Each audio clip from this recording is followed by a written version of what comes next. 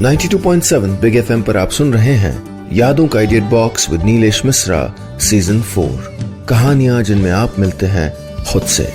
In association with ऑट्रिविन दे बंद नाक से राहत 12 घंटे के लिए सिर्फ ₹1 में। 1965 के भारत पाकिस्तान युद्ध की 50वीं वर्षगांठ पर दोस्तों मैं आपको सुनाने जा रहा हूं इंडियन आर्मी की वीरता और विजय की कहानी।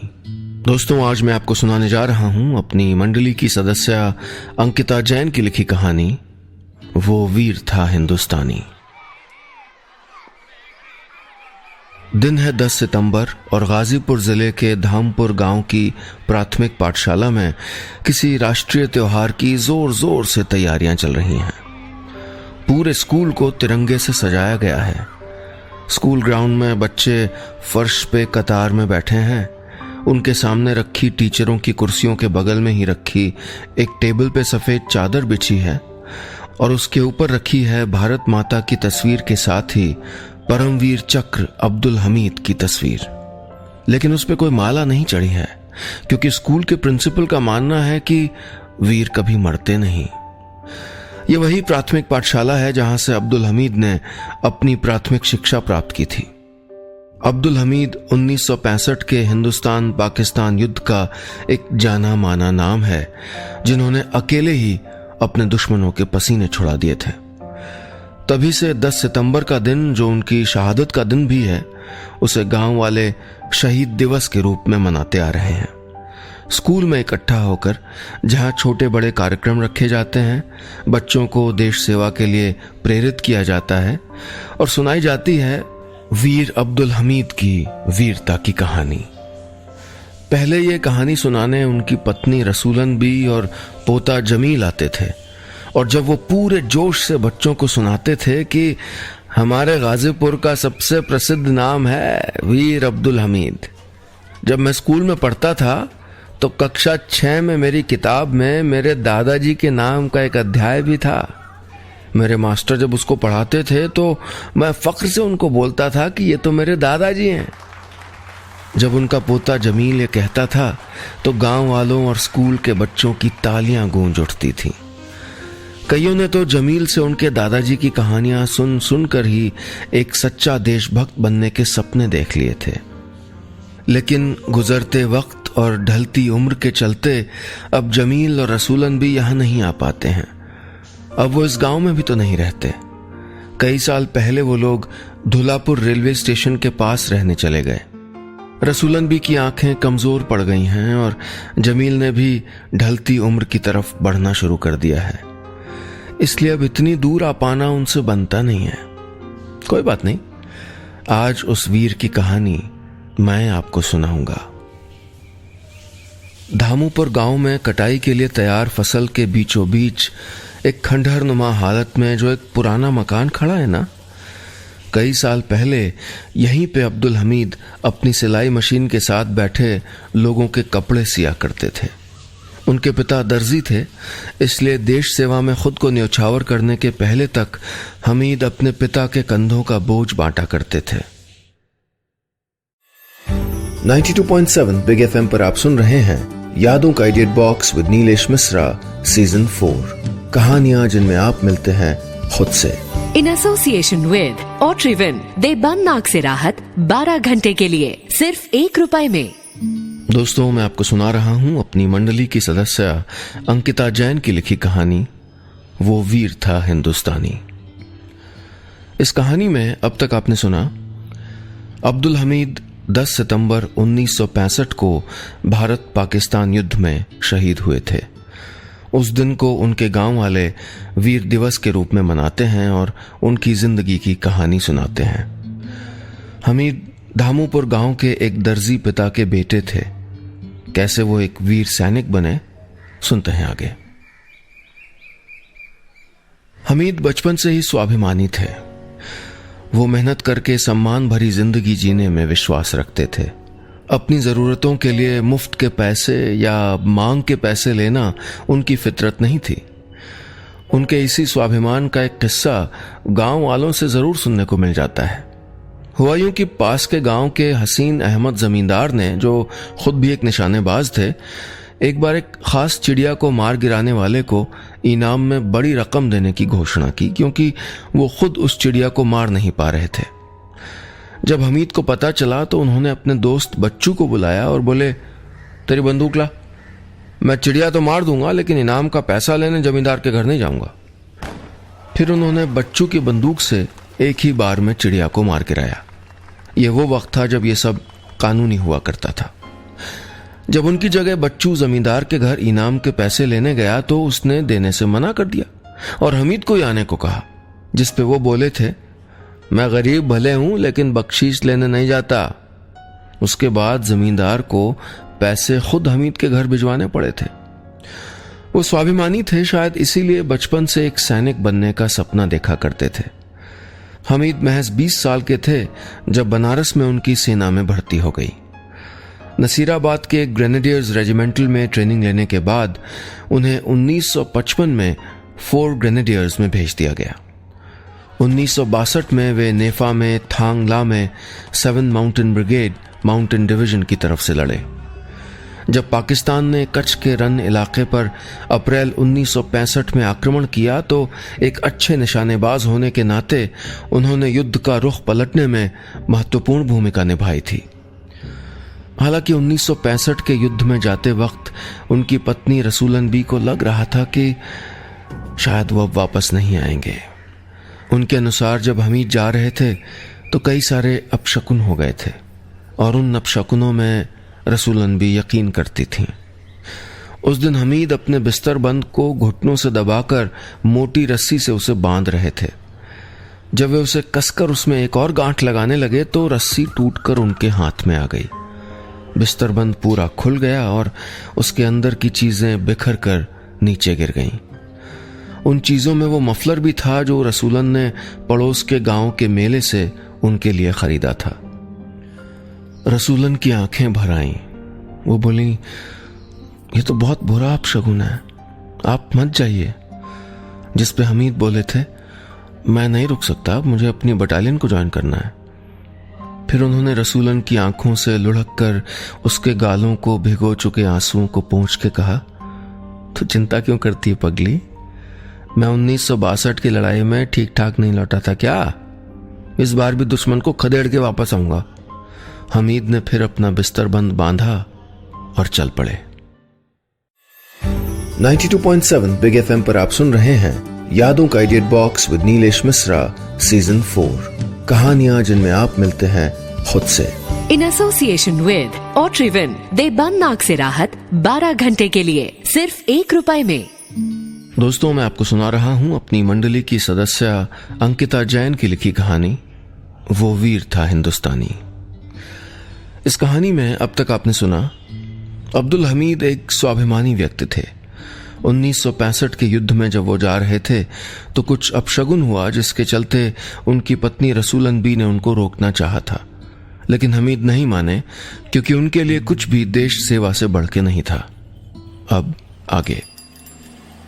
उस दिन हमीद न रसूलन के रोकने से रुके, न किसी दोस्त न रिश्तेदार के रोकने से। जब उनके दोस्त बच्चू सिंह उनका ट्रंक और होल्डॉल साइकिल पे लादे उनके साथ जा रहे थे, तभी उस साइकिल की चेन भी टूट गई। साथ चल रहे गांव वालों ने इसे भी अपशकुन माना और उन्हें एक रात रुककर अगली सुबह की ट्रेन पकड़ने की गुजारिश की, लेकिन हमीद ने किसी की नहीं सुनी। एक सच्चे देशभक्त के आगे कोई भी बहाना काम नहीं करता। वो अपने गांव, अपने घर, अपने रिश्तों को भूलकर देश से रिश्ता निभाता है। उन हजारों देशवासियों से रिश्ता निभाता है जो उसे जानते भी नहीं। हमीद को न कोई अपशकुन रोक पाया और न ही कम हथियार होने की शंका। उस वक्त 1962 की लड़ाई से देश पूरी तरह उबर नहीं पाया था। सेना के पास पर्याप्त सैनिक और शस्त्र नहीं थे। हमारी पूरी ताकत महज RCL गनों पर टिकी थी।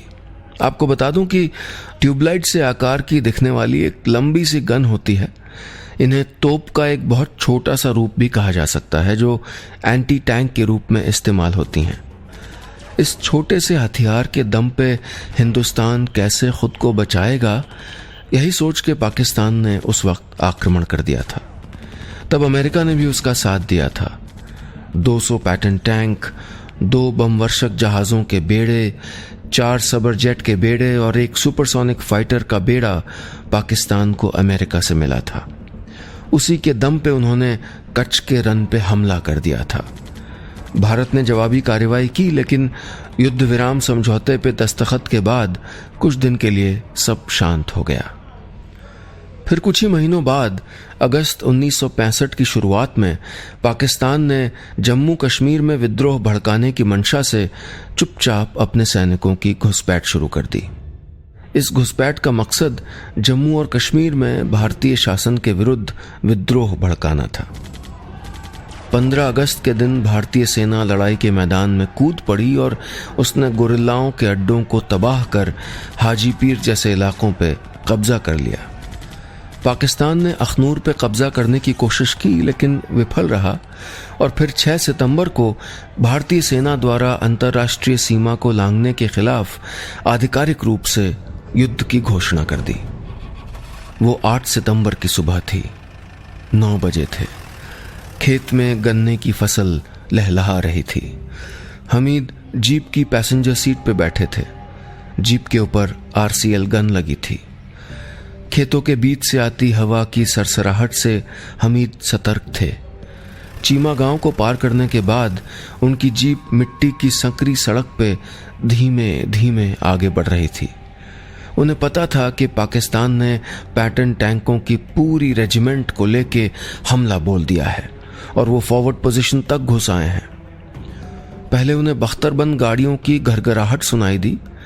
फिर उन्होंने कुछ टैंकों को अपनी बटालियन की तरफ आते देखा। खड़ी फसल की आड़ लेकर उन्होंने अपनी बंदूक दुश्मन की दिशा में तानी और दुश्मन के नजदीक आने का इंतजार करने लगे।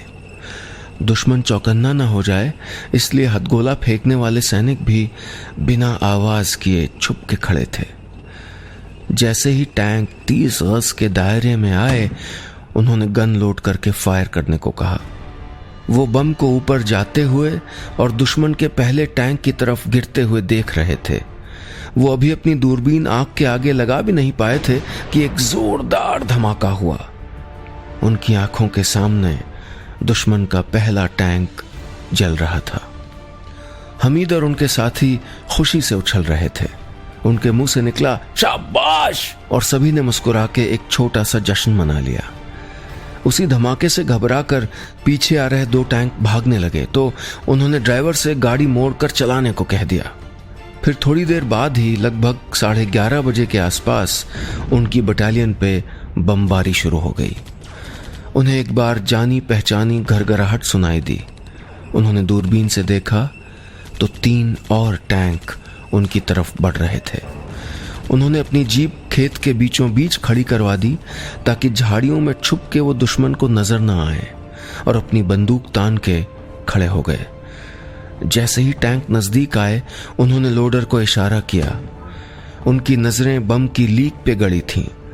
बम निशाने पे जाके लगा और एक और टैंक उनकी आंखों के सामने आग के हवाले हो गया।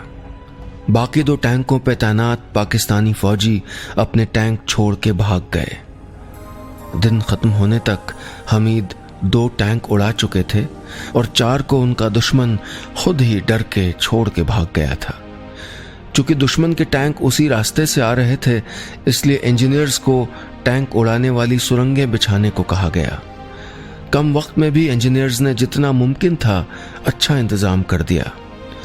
ये साफ था कि बटालियन पर पाकिस्तानी हथियारबंद फौज द्वारा ब्रिगेड स्तर का हमला किया जा रहा था, यानी बहुत बड़ी संख्या में हमला किया जा रहा था और उनका सामना उन्हें अपनी RCL गन से करना था। लेकिन जवानों को इसकी कोई खास फिक्र नहीं थी। अपनी शुरुआती सफलता की वजह से उनका मनोबल बहुत ऊंचा था। 92.7 बिग FM पर आप सुन रहे हैं यादों का edit box with Nilesh Mishra season 4। कहानियां जिनमें आप मिलते हैं खुद से। इन एसोसिएशन विद ऑट्रिविन, दे बन नाक से राहत 12 घंटे के लिए सिर्फ ₹1 में।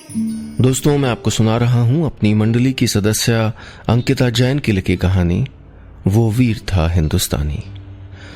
इस कहानी में अब तक आपने सुना भारत पाकिस्तान युद्ध में 8 सितंबर 1965 को अब्दुल हमीद ने अकेले ही दुश्मन के 3 टैंकों को उड़ा दिया था। उस वक्त उनके पास महज एक जीप और एक RCL गन थी। साथी जवानों को भी कोई खास फिक्र नहीं थी कि उनके पास कम हथियार हैं। वो बस जीत की ओर आगे बढ़ रहे थे। अब आगे।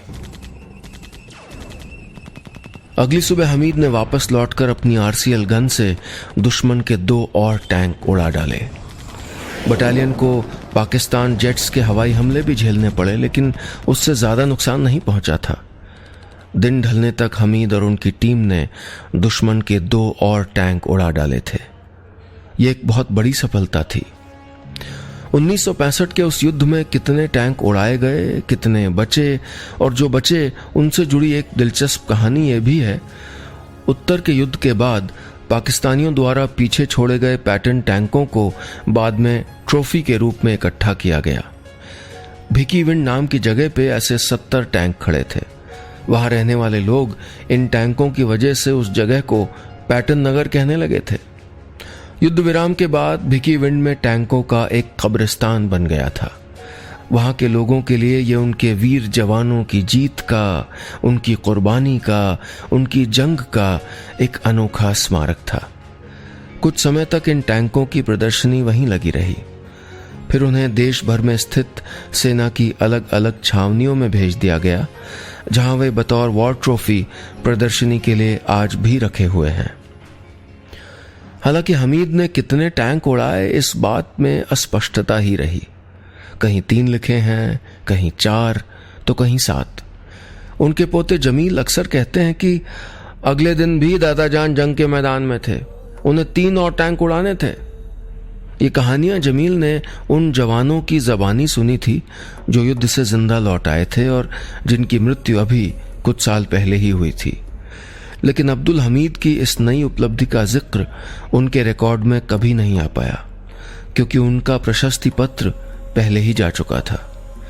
जमील के मन में यह अफसोस अब भी है कि उनके दादा को उनका पूरा श्रेय मिल नहीं पाया। अब्दुल हमीद के जंगी साथियों की जबानी सुने और अनकहे इतिहास के पन्नों को खंगालें तो 10 सितंबर के उस भारी दिन की पूरी कहानी शब्दों में कह पाना बहुत कठिन लगता है। धामूपुर के एक आंगन में एक तरफ सिलाई मशीन की खड़खड़ लगातार चल रही थी और दूसरी तरफ रेडियो की खरखर के बीच जंग की खबरें मिल रही थीं।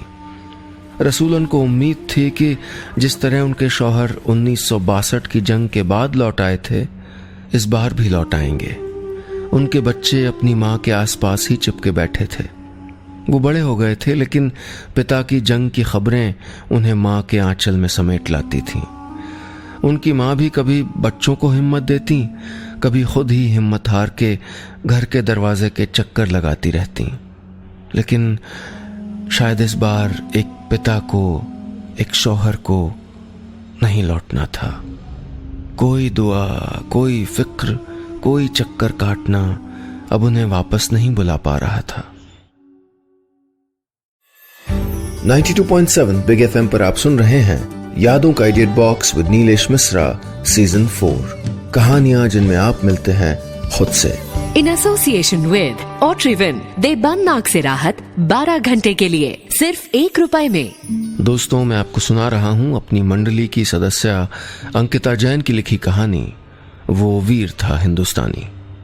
इस कहानी में अब तक आपने सुना 8 और 9 सितंबर के 2 सफल दिन गुजरने के बाद एक भारी दिन आने वाला था।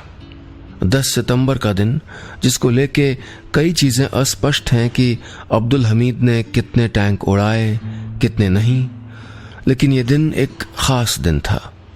कैसे, सुनते हैं आगे। वो युद्ध का 3रा दिन था। जितनी मिन्नतें अब्दुल हमीद के घर से मांगी जा रही थीं, उतनी ही दुआओं से ऊपर वाले को पूरा गांव जगा रहा था कि या खुदा, मेरे देश को महफूज भी रखना और किसी को बेवा भी मत करना, किसी को अनाथ भी मत करना, किसी के बुढ़ापे का सहारा भी मत छीनना। लेकिन इन सभी दुआओं की पहुंच से बहुत दूर युद्ध क्षेत्र में वीर सिपाही सिर्फ एक ही तरफ नजर टिकाए हुए थे, दुश्मन की तरफ। 4 ग्रेनेडियर्स के ऊपर दुश्मन की तरफ से भारी बमबारी हो रही थी। उसके बाद दुश्मन ने टैंक से एक बार फिर हमला बोल दिया। वो 3 टैंकों के त्रिकोण में आगे बढ़ रहे थे। हमीद झाड़ियों के पीछे छिप गए और जैसे ही पहला टैंक उनके नजदीक आया, उन्होंने उड़ा दिया। उसी वक्त टैंक से चला एक बम का गोला उसी जगह आके गिरा जहां वो थोड़ी देर पहले खड़े थे। लेकिन खुशकिस्मती से ग्रेनेडियर्स ने अपनी जगह बदल ली थी और पास ही की झाड़ियों के पीछे से वो दुश्मन के अगले टैंक पे निशाना साधे हुए थे। अब तक बमबारी शुरू हो गई थी। जीपें दुश्मन के टैंकों की नजर में आ चुकी थीं और उन्होंने उन पे गोलाबारी शुरू कर दी थी। हमीद बार बार अपनी पोजीशन बदलकर गन्ने के खेतों के पीछे खुद को छुपाकर उन्हें चकमा दे रहे थे।